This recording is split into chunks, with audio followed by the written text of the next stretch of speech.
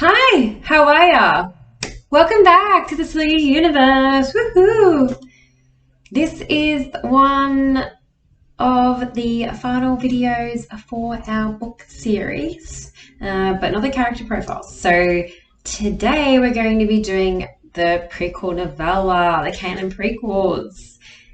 It's extremely exciting, and I'm not going to lie to you that I'm actually been enjoying doing these videos. I hope that you're getting to know me and not like, oh, she's a bit of a crazy writer. Although, let's be honest, I think all writers, because of our self-isolation, we might be a little bit, left of center. It's fine. No, we're having fun, aren't we? That's right. Okay, so today we're going to be doing the prequel, and this was the last title that I completed. So we had book 1, book 2, we had Darayan, then we have book 3. So Kaianan, Queen Kaianan, Darayan, and Kaianan Anarch. And I don't want to give I didn't really talk about the title last time, did I? No. Well, yeah, that's fine. Oh, and I did want to mention, if I haven't before, that all of the titles have been created by Mitchell Nolte. So he is a Australian illustrator. You can find him on Illustrators Australia, or I'm pretty sure he has a Deviant Art blog. He's on there. He's got a page on that blog.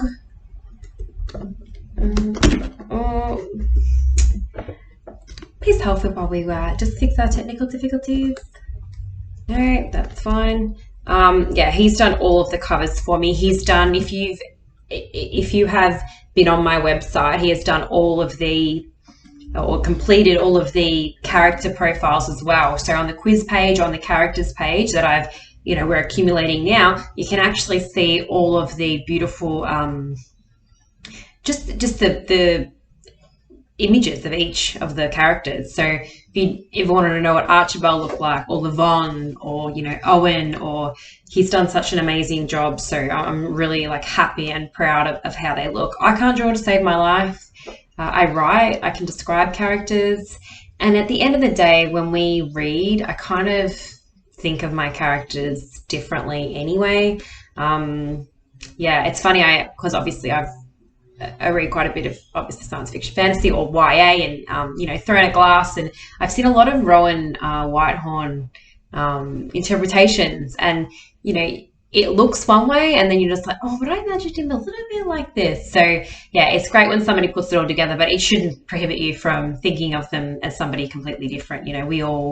The point of reading is that it's our imagination that gets to run wild with the words. So anyway, back to the prequel. I am excited because I wasn't sure if I was going to do this one.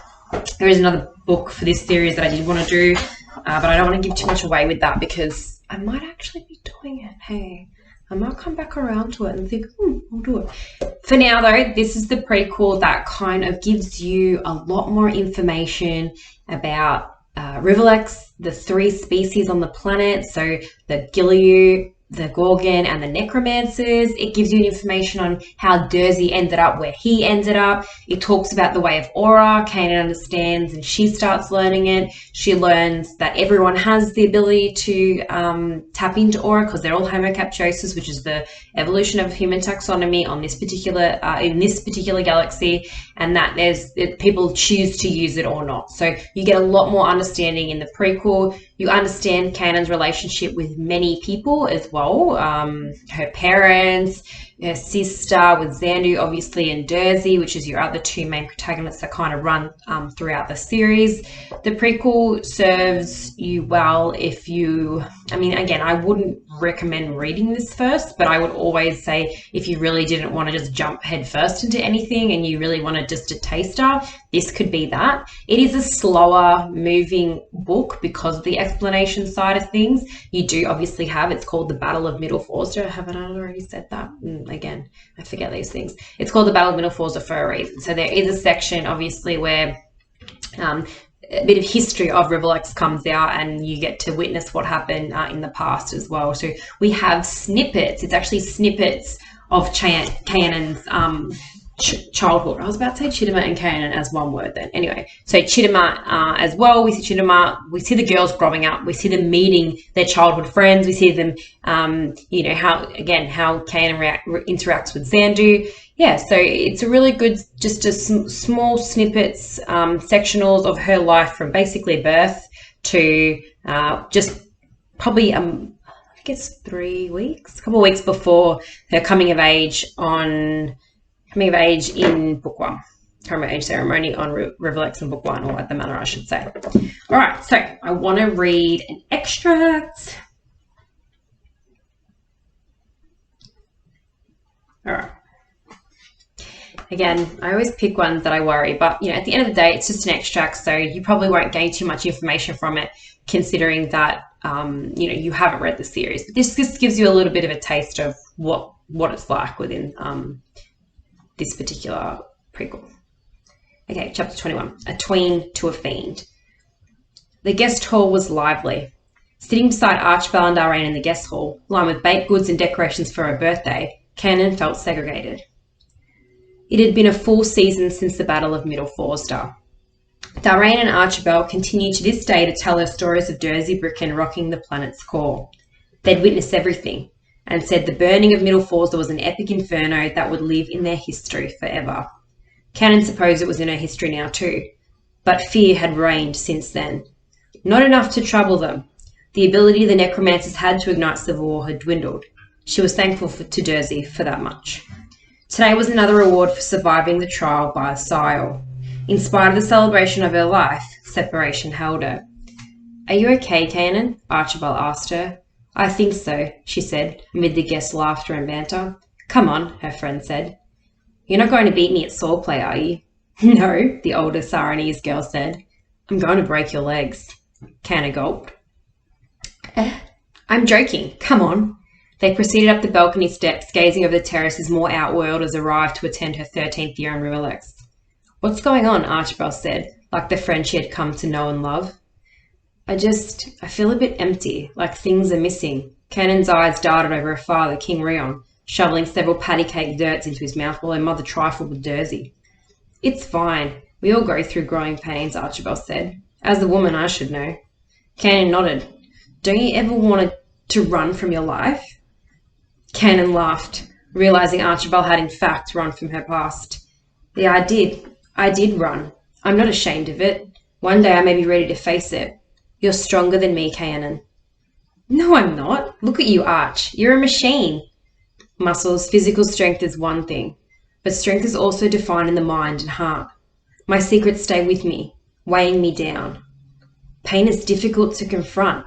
"I'm here for you," Kaianan said, although not sure what she could provide a fully grown woman.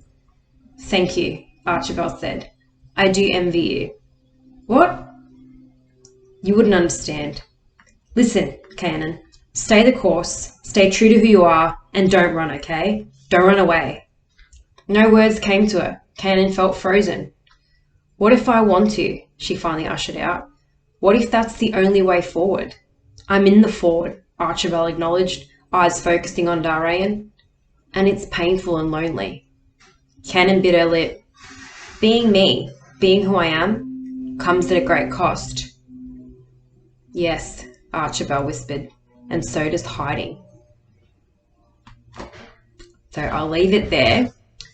That is a little bit of a conversation between her and Archibald, and that specific extract there really defines what Kaianan was experiencing as a young woman and not being sure how to kind of tackle different types of circumstances. She does have good company around her, so she's quite lucky in that sense that Archibald's there to bounce off of her. But the succeeding or the succession of events from then, kind of Kaianan forgets like what she had learnt as a young girl. So the whole series, I would say, does like a full or 360, 180 if you want to go back to the middle and around again. God, I start singing now, breaking out in song. No, so the prequel really does sum up just what it means to be in these relationships that she's been in and what they've meant to her, and the changes and that altering and the tumultuous nature of a relationship in general with people and with their relationship with herself. So how she's found things and not really finding out like who she is, and should she run away from being that person and hide. But you've got Archibald, who feels like she's in hiding because she's left her planet Sari, and she's giving Kaianan the knowledge like it's not fun. Like it's painful and lonely not being who you're supposed to be. So she learns that young, quite young. Whether she takes it on board or not, we will see. Yeah, the prequel is really fun as well because we see Kaianan developing. Again, it's much more from her perspective. You don't really get it from anyone else's. That's probably the only book where it's majority of what you read is from her perspective, but it's really her getting through these relationship changes, meeting people, how she deals with her responsibilities, initiate, how accountable she is with the way in which she has approached her role in her own family's life. So how she acted at the manor, not just with Jersey and Xandu, but, that whole, she's got that whole tradition laid out before her about who she is. And you'll learn more about the Riverlex mark and the prophecy going forward. Which is, to me, it's one of the most, it's a pinnacle of why I've written what it is. It's Kaianan has believed or been told her destiny has been laid out before her. In Armenian, it's a krvadze. So krvadze means like it's written on your forehead. Like the destiny is written on your forehead. You can't do anything about that. It doesn't matter. And I think Kaianan thinks she knows, like that's what she's been told. So that's how it's supposed to go, right?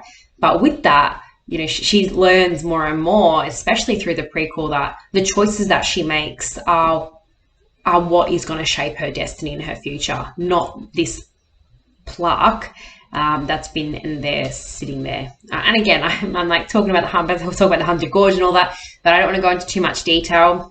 I hope you do enjoy the prequel novella. I absolutely loved writing it. Because these characters have been with me for a very, very, very long time. 15 years, they've, been my best friends. So I hope that they're your best friends too. And I feel very strongly about them all. So I hope you do too. And if you don't, that's cool too, because I know that I've read some books that, I don't mind, but I don't necessarily relate. So what the characters and what they are seeking and what type of resolution and solution they're finding might relate to, or it might not. If you do want to know more about the series, I'm going to do a few more chapter profiles that again see me through to Christmas. I'd love to hear your feedback if you want more from me. Otherwise, I'm going to get back into finishing the next series. At the moment, I do have the Christmas sale on, so it's just $10 off on the whole pack. This is our Australian audience. You still get the $10 off the US or international audience, but you do pay a bit more because of the fact that you have international shipping and also international tax, which has to be paid when product gets sent overseas. But I will personally sign all of these 5 books for you, and you will be able to have it as either a Christmas present or a normal, any type of present, but you will have them all signed by me. So that is the bonus of having it through the website rather than buying them off Amazon as well, or any other retailer. But they are still all stocked throughout bookstores, in general retail stores, Australia-wide and also globally. So I hope everyone is having an amazing day and they're reading some awesome things. I do want to say what I'm currently reading, because I think I've mentioned that. I'm actually doing the Black Prism series by Brent Weeks. He's my favorite, and it's taken me a long time to go back to him because he was one of my first, really like epic science fiction when I read The Way of Shadows, and I was like, whoa, this is like blowing me away. There's so much meat there, like, whoo. I absolutely have adored the Black Prism so far. Like, not that I've read much. I mean, it's been a little bit startling. I don't know if anyone knows about the pyramid at the beginning of the book, so I'm just a little bit like, whoa. Otherwise it's been pretty good. So I'd love to know if you're reading anything else and you want to shout that out. Let me know. I'd be happy to hear you out. And I am on Goodreads, and I do look up what other people are reading, except I just find it difficult to month by month sit to what everyone's reading because of the fact that I'm writing at the same time. And sometimes I don't read fiction or like science fiction fantasy. I read weird self-help stuff because, but I do that so I don't necessarily get it mixed up with the science fiction fantasy writing as well. So I do like to have a balance of, things that I'm consuming and what type of information that's going to help me produce great content. And that's just not great content isn't just for me, but it's for for my audience that really needs, you know, that inspiration through these characters that I'm writing. So yeah, I hope, yeah, you have a good day. And of course, it's holiday time. You know, December's always awesome holiday time. I hope you're enjoying time with your family and loved ones. It has been a very trying and, you know, I'd say tumultuous year. And yeah, if anything, just tell the people that you love them, like I've been doing. And as always, I'll see you on the next video, and vector safely.